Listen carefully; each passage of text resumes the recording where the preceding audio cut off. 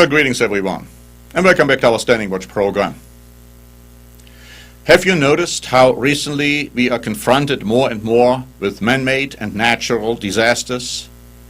And have you also noticed that the press, news articles are talking more and more in biblical terms and terminologies?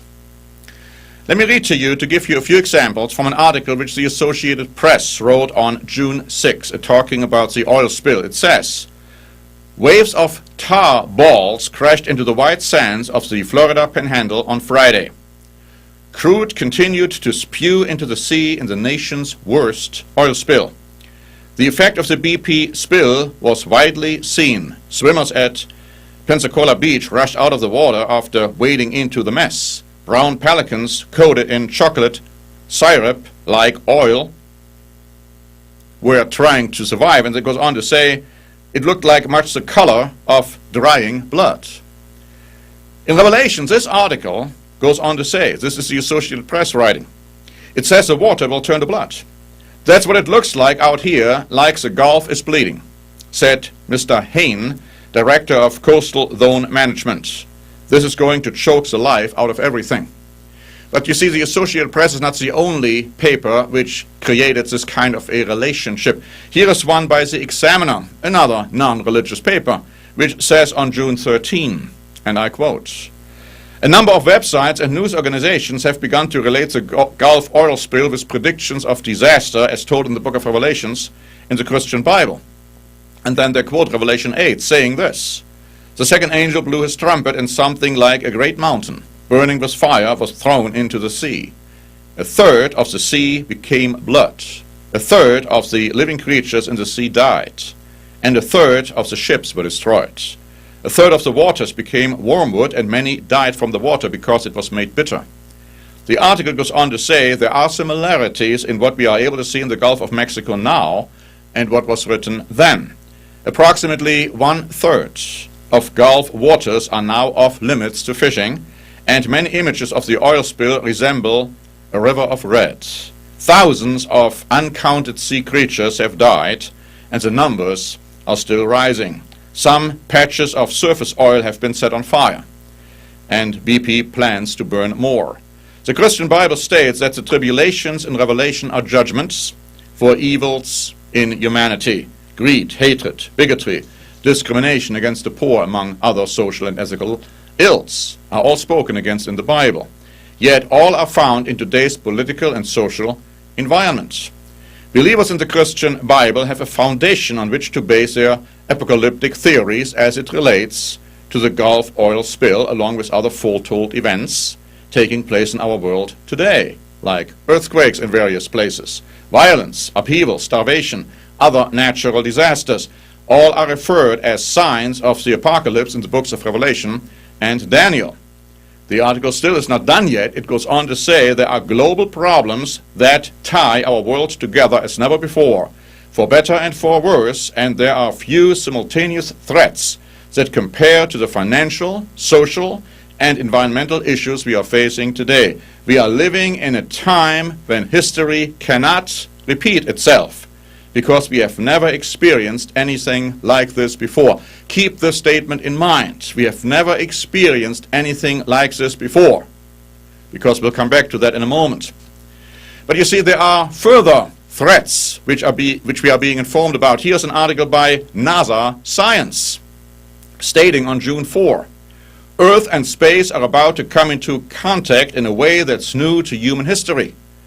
Richard Fisher of NASA explains what it's all about. The sun is waking up from a deep slumber, and in the next few years we expect to see much higher levels of solar activity.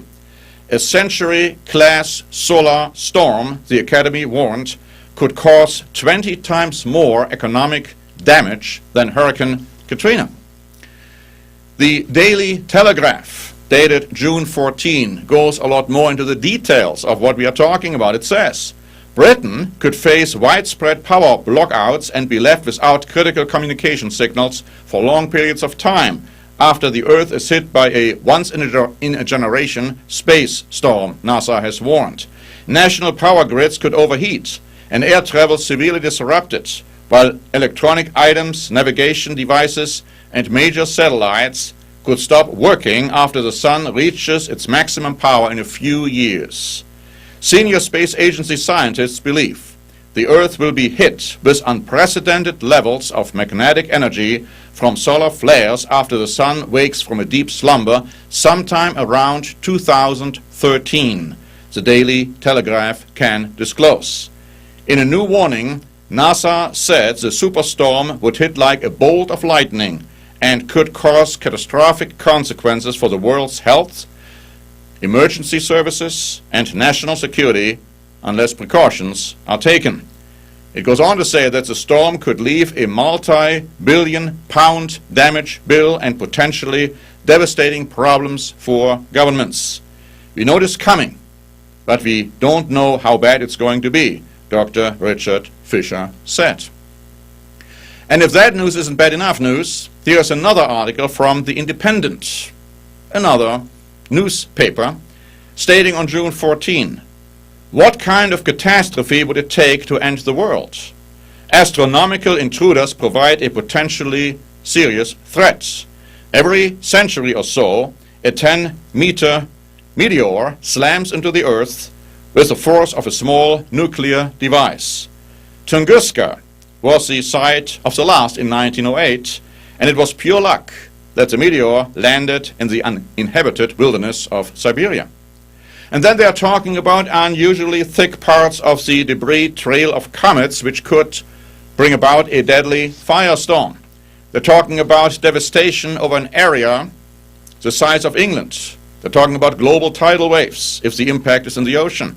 They're talking about enough dust flung into the atmosphere to dim the sun and kill off vegetation.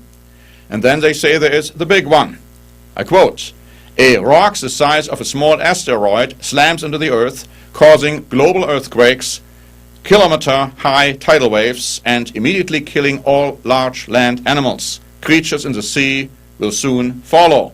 There is good evidence that this happened 65 million years ago when the giant lizards, those dinosaurs, were extinguished.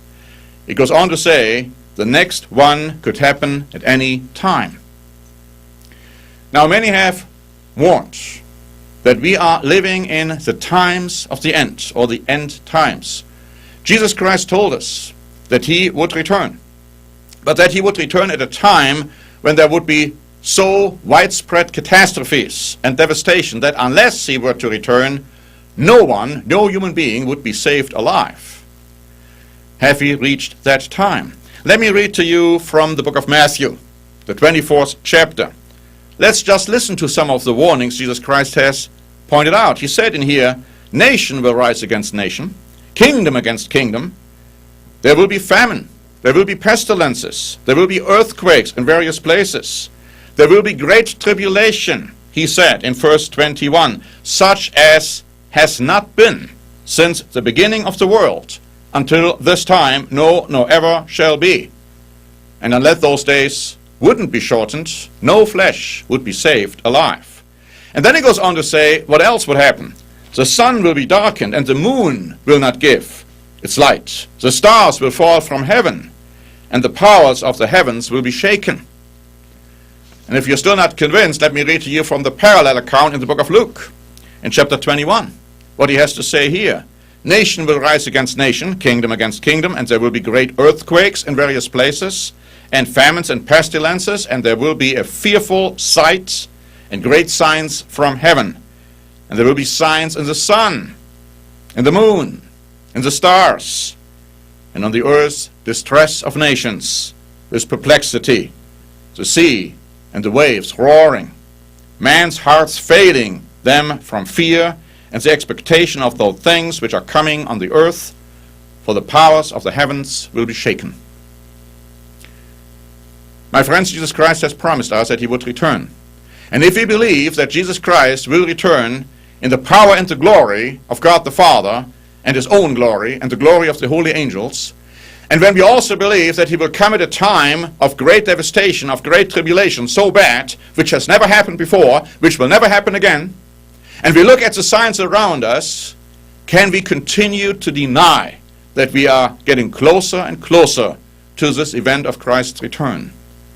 But my friend, let me ask you this question. If we can see that we are getting closer and closer to this event, how much are we prepared to meet our Maker? Thanks very much for watching. This is Norbert Link.